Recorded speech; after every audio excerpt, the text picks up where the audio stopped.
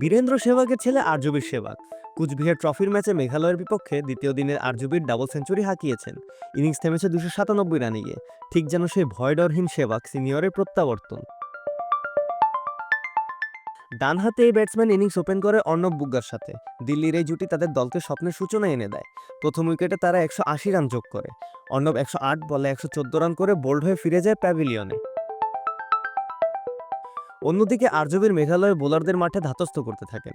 দ্বিতীয় দিন শেষে তার একান্ত স্কোর গিয়ে দাঁড়ায় 229 বলে 200 রান। তার ইনিংসে তখন পর্যন্ত 34টি চার এবং 2টি ছক্কা ছিল। তৃতীয় দিনে সে তার স্কোরকে ট্রিপল সেঞ্চুরিতে নিয়ে যেতে পারত। তবে আরজবীর তার আশা পূরণ করতে পারেননি। তিনি মাত্র 3 রানের জন্য ট্রিপল সেঞ্চুরি করতে ব্যর্থ হন। আরজবীর 309 বলে 297 রান করেছেন, যেখানে ছিল 3টি ছক্কা ও 51টি চার। লেবুর সুঘ্রাণ আরো বেশি, ত্বকের যত্ন আরো বেশি, চলে আরো বেশি। আপনার পকেটে কি বিদেশি না বাংলাদেশি? এমন দুর্দান্ত ইনিংস খেলার পরেও আরজবীর মোটে 23 রানের জন্য ফেরারি মিস করেছেন। পাকিস্তানের বিপক্ষে মুলতান টেস্টে করা সেই ঐতিহাসিক 319 রানের ইনিংস খেলেন সেহবাগ। সে ম্যাজিক্যাল ফিগার ছুঁতে পারলেই ছেলেকে ফেরারি দেওয়ার প্রতিশ্রুতি দিয়েছিলেন সেহবাগ সিনিয়র। আরজবীর খুব কাছে গিয়েও থেমে গেছেন। সেহবাগ বলেন, আমার ছেলেরা জানে আমি টেস্ট ক্রিকেটে বড় কিছু ইনিংস খেলেছি, তাই তাদের বলেছি স্কুল ক্রিকেটে হলেও 319 রানের রেকর্ড ভাঙতে পারলে আমি তোমাকে একটি ফেরারি উপহার দেব।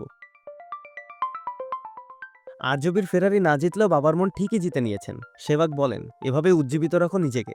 আশা করি আরও অনেক সেঞ্চুরি, ডাবল এবং ট্রিপল সেঞ্চুরি করবে। নাবিদ আব্দুল্লাহ, খেলা 71।